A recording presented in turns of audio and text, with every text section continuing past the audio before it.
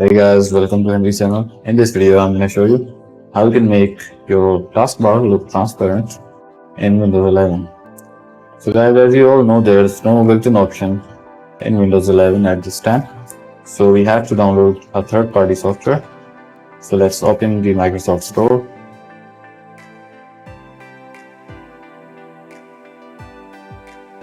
And now search for Translucent TV.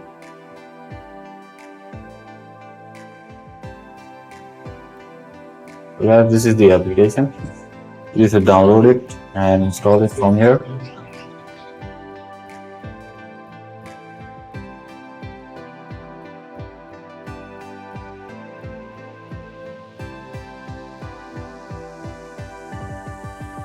Once installed, just open the application and it will make your taskbar look transparent, as you can see. Now the taskbar is there, but it's transparent, so you cannot see it. But if you right click there, you're gonna see its behavior. So guys, this is how you can make your taskbar look transparent in Windows 11.